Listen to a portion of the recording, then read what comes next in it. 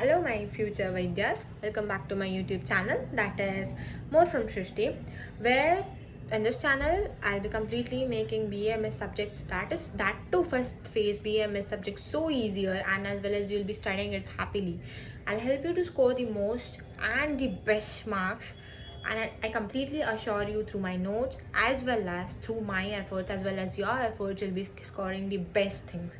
Okay, today's video is based on the topic like how our syllabus is made, like हमारा syllabus कैसे बनाया गया है, हमारा सिलेबस कैसे कैसे होता है, हमें कितने पेपर लिखने पड़ते हैं, completely A to Z will be discussed in this video. Okay, let's begin with it.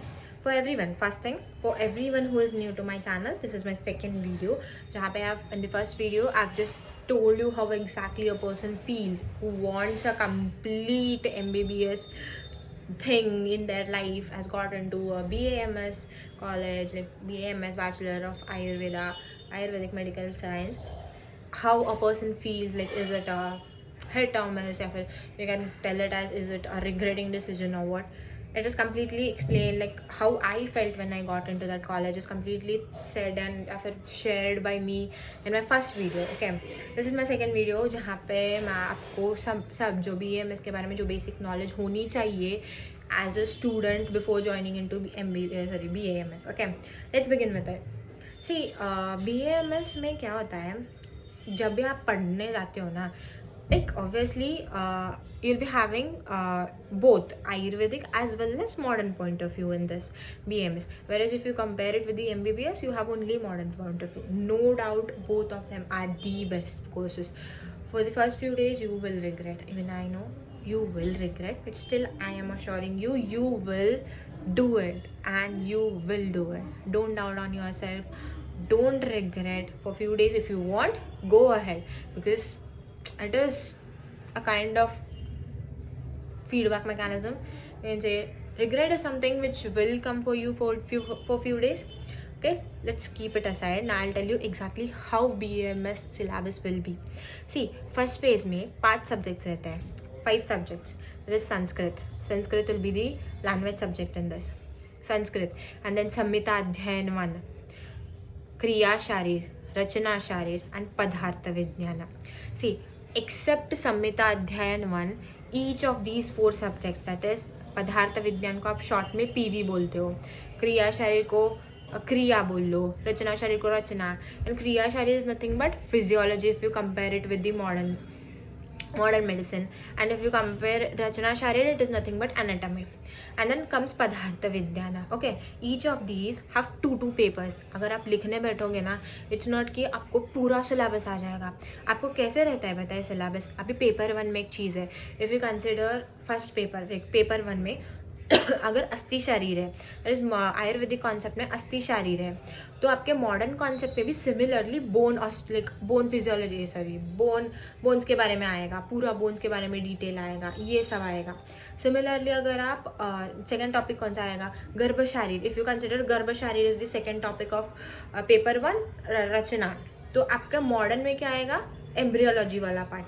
So everything which you'll be studying in paper 1 will be correlated, especially in Rachana. It is so correlated that अगर आप Ayurvedic concept में अस्थि का मतलब क्या है, bone ना, bones के बारे में पढ़ रहे हो, तो सिमिलरली मॉडर्न में भी सेम थिंग्स आएंगे, ह्यूमरस, टीबिया, अल्ना, सबके बारे में आएगा, उसका पूरा एनाटॉमी पढ़ने आएगा. Okay, this is about how actual papers will be. सबके 2 पेपर रहेंगे एक्सेप्ट संहिता अध्ययन. अभी अगर आप संस्कृत का देखो तो यूजुअली फियर रहता है कि संस्कृत कैसे करेंगे इज नथिंग बट लाइक इतना लाइक मेरे लिए इतना ईजी नहीं था studying Sanskrit, because I am not from a Sanskrit background. Agreeable. If you are also not from a Sanskrit background, it's fine.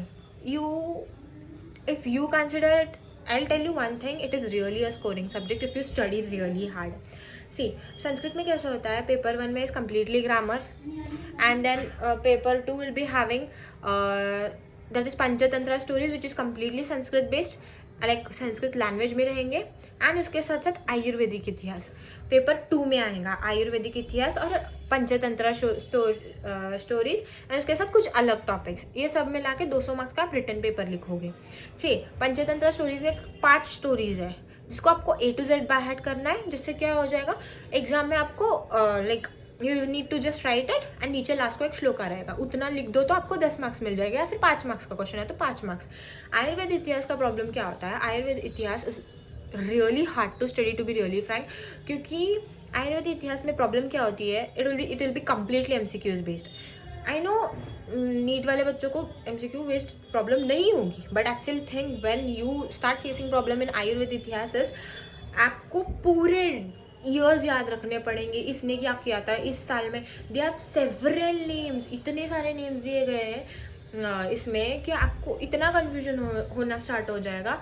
So it's better पहले से ही थोड़ा टच में रहते जाओ। पंचतंत्र स्टोरीज इस लास्ट में, हमें तो लास्ट में सिखाया गया था, सो चिल मारो। Panchatantra story, even if you give each story 2 hours in a day, just in a day, within 5 days you'll be completing that too. If you completely calculate, in 10 hours you'll be completing whole Panchatantra topic. So no worries, you'll completely do with it. थोड़े दिन तकलीफ होगी, you will do it. See, I won't say it's very easy, but you can give it a try. You should give it a try. When you don't have the thing which you want, at least accept the thing which God is giving you. Okay. And next कौन सा आता है, संहिता अध्ययन ना। संहिता अध्ययन is nothing but इसमें 2 books आएंगे, that is 2 books आएंगे। एक तो ये आएगा, कौन सा, अष्टांग हृदय आएगा, एंड दूसरा आएगा Charak Samhita. I tell you the most best thing about Samhita Adhyayan, इसका एक पेपर रहता है, बट एक्चुअली यही सबसे बड़ी प्रॉब्लम है कि इसका एक ही पेपर है। अब अगर आप दूसरे चारों का देखो, दोनों का मिला के 200 मार्क्स है ना, बट पासिंग मार्क्स 100 है। चाहे तुम दोनों भी पेपर्स में कितना भी ले लो, अगर आपका 99 भी आ गया ना मार्क्स तो आप फेल ही रहोगे। इफ़ यू पास, लाइक 101 आ गया ना तो आप पास। चाहे आपका अगर एक पेपर में 70 आया हो समझो, और दूसरे पेपर में अगर आपका 40s तक भी आया तो भी आप पास हो जाओगे ना। This is a better option rather if you consider Samhita Adhyayan वाला thing. I tell you one more thing, Samhita Adhyayan is something which is really easy if you read it properly. To be frank, I've scored the best in संहिता अध्ययन, and सब सारी चीज़ों को compare करने पे तो मेरा तो संहिता अध्ययन सबसे अच्छा है मार्क्स। एंड टेल यू संहिता अध्ययन कैसा पढ़ना है। संहिता अध्ययन कैसा होता है, एक अष्टांग हृदय यानी चरक संहिता कंसिडर करो।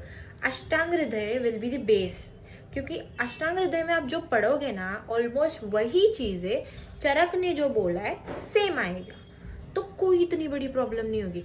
चरक में इतने सारे ऐसे 4 चैप्टर्स हैं जिसको आप ऐसे ही उड़ा सकते हो, क्योंकि आपके सिलेबस में कैसे आता है पता है, must to know, desirable to know, nice to know, ये 3 कैटेगरी के क्वेश्चंस आते हैं। मस्ट टू नो मतलब आपको पढ़ना ही पढ़ना है, no matter what you need to read those.